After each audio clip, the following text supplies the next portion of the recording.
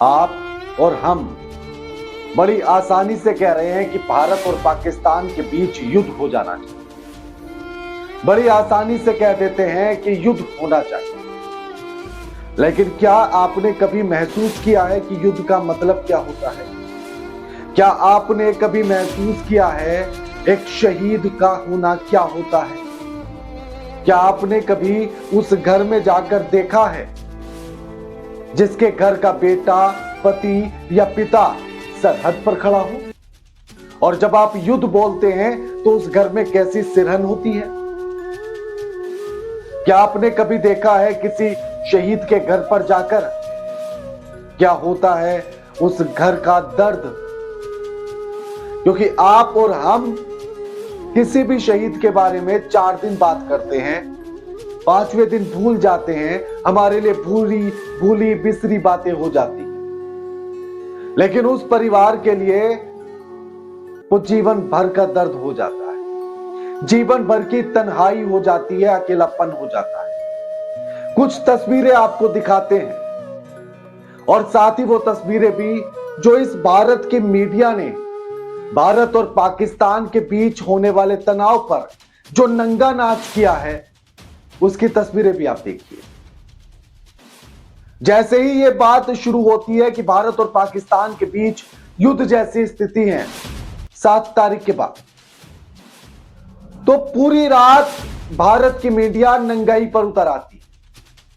किसी ने कराची में विस्फोट करा दिया, किसी ने लाहौर में करा दिया, किसी ने इस्लामाबाद में तिरंगा फहरा दिया, किसी ने पूरे पाकिस्तान पर ही कब्जा करवा दिया।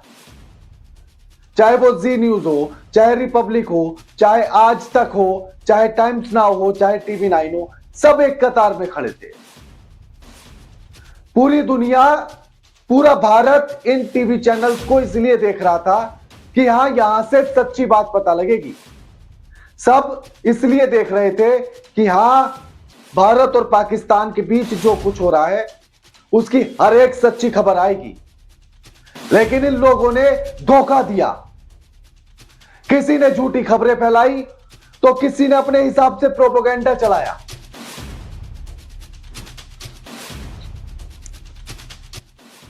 लेकिन किसी को भी कोई फर्क नहीं पड़ा। लेकिन इन खबरों से एक मां पर क्या बीत रही थी आपको पता है? उस मां पर क्या बीत रही थी जिसका बेटा सरहद पर खड़ा है? सुनिए। टीवी पे बैठे लोगों से अपील करती हूँ कि कम से कम अब जो देश के हालात हैं उसमें कम से कम इंसानियत दिखाइए। टीआरपी के लिए कुछ भी करेंगे तुम लोग। कोई पिक्चर का डायलॉग मार रहा है क्या? बॉर्डर पे कोई कंप्यूटर से में लड़ाई चल रही है क्या? शर्म आनी चाहिए तुम लोगों को। जिस माँ का बेटा वहां बॉर्डर पे गया हुआ है, क्या वो माँ के गले से रोटी का एक निवाला उतर रहा है? रात रात भर जागते हैं, भगवान से प्रेयर करते हैं वो लोग, और तुम टीवी पे अपनी टीआरपी के लिए कितनी बकवास किए जा रहे हो। तुम सुधरने वाले नहीं हो टीवी वाले। पैसे के लिए कुछ भी करोगे, कुछ भी बोलोगे। लेकिन देशवासियों से अपील करती हूँ, टीवी चैनलों की बातों पे भरोसा ना करें। भारतीय सेनाओं पे हमें पूरा भरोसा है। हमारी भारतीय सेनाएं बहुत मजबूत हैं, बहुत बहादुर हैं।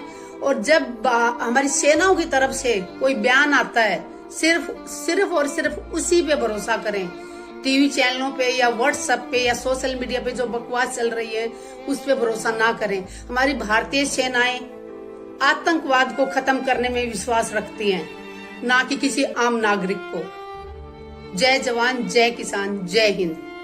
इस माँ ने इन टीवी चैनल्स को लताड़ा है कि अपनी टीआरपी के लिए तुम कितनी नंगाई पर उतर आए, और कुछ और आपको तस्वीरें दिखाते हैं और उन तस्वीरों के भीतर छिपी हुई गंभीरता को पहचानने की कोशिश करना। यह तस्वीर देखिएगा, महाराष्ट्र की यह तस्वीर है। मनोज पाटिल जो सैनिक है, उनकी अभी 5-6 दिन पहले ही शादी हुई। सरहद से फोन आया कि वापस लौट आओ, तुम्हारी छुट्टियां कैंसिल हो गई हैं। अपनी नई नवेली दुल्हन को छोड़कर, जिसके हाथों पर मेहंदी का रंग अभी चढ़ा है, अभी और गाढ़ा हुआ है, सरहद के लिए निकल जाते हैं। और ये नई नवेली दुल्हन भी अपने आंसू पोंछती है और फिर कहती है कि मैं अपना सिंदूर सरहद पर भेज रही हूं, भारत माता के मान सम्मान के लिए। लेकिन ये जो टीवी चैनल पर चिल्ला रहे हैं ना, या जो देश में खड़े होकर चिल्ला रहे हैं कि युद्ध चाहिए, युद्ध चाहिए, युद्ध चाहिए, किसी दिन इस महिला की जगह पर खड़े होकर देखना, किसी दिन पाटिल के इस पिता के पास खड़े होकर देखना, तब पता लगेगा युद्ध क्या होता है। और इसी के साथ एक और तस्वीर है, ये बिहार से है। जब सरहद से फोन आया तो छुट्टी पर आया जवान वापस जाने लगा। मां रोते हुए तिलक करती है, अपने आंसुओं को छिपाने की कोशिश करती है, लेकिन फपक कर रो पड़ती है और छिपा नहीं पाती। सैनिक जाकर अपनी दादी नानी को छुपाता है कि मत रो, मैं लौट आऊंगा। अपने पिता को चुप कराता है, अपने भाई को हिम्मत देता है और सबसे ये वादा करके जाता है, अपने आंसुओं को रोककर, अपने भीतर से उठने वाली आह को रोककर, कि चिंता मत करो, मैं लौट कर आऊंगा। लेकिन सरहद पर जाकर जब बंदूक उठाएगा ना ये जवान, भूल जाएगा कि कैसे इसका पिता रोया, कैसे इसकी मां रोई, कैसे पत्नी ने अपने मांग के सिंदूर को कह दिया कि जाओ सरहद पर जाओ। ये सारे वादे भूल जाएंगे। और अगर सामने से गोली आ रही होगी ना, तो अपने सीने पर खाएंगे। और जो वादा अपने घर से करके चलता है ना सैनिक, कि मैं लौट कर आऊंगा, उस वादे को भी भूल जाता है जब वो दुश्मन के सामने खड़ा होता है। एक और तस्वीर आपको दिखाते हैं। ये तस्वीर देखिएगा, जब सरहद से फोन आया तो ये सैनिक अपनी बेटी को बार बार चूमता है। एक बार नहीं, कई कई बार चूमता है। आंखों में एक तड़प सी है। सोचिए कितनी हौल होगी इसके दिल में, कितनी बेचैनी होगी कि छुट्टी पर आया था कि बेटी के साथ खेलेगा, पत्नी के साथ घूमेगा, माँ बाप से बात करेगा, गांव में बैठेगा, बचपन को याद करेगा। लेकिन तुरंत सरहद से फोन आया तो सुबह सुबह रवाना होने लगा। बार बार बेटी को चूमता है, कोशिश करता है कि उसकी इस त्वचा को अपने साथ समा कर ले जाऊं, कोशिश करता है कि उसका ये मासूम चेहरा अपनी आंखों में भरकर चला जाऊं। सोचिए कितना मुश्किल होता होगा जब इन हालातों में चौखट को लांघता होगा एक जवान। गांव की इन गलियों से होकर गुजरता होगा जवान, जहां बचपन में वो खेलता था।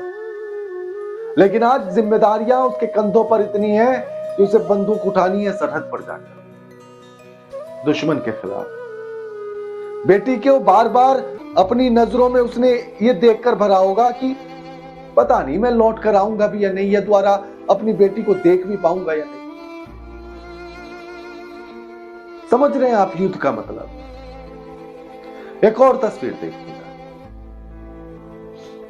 ये बच्ची, छोटी बच्ची, एक स्टैचू को, एक शहीद की मूर्ति को बार बार गले लगाती है, उसको चूमती है।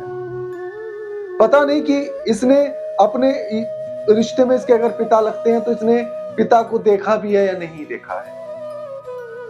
इसके जन्म से पहले वो शहीद हो गए हैं, या ये कब कितनी छोटी थी जब वो शहीद हो गए।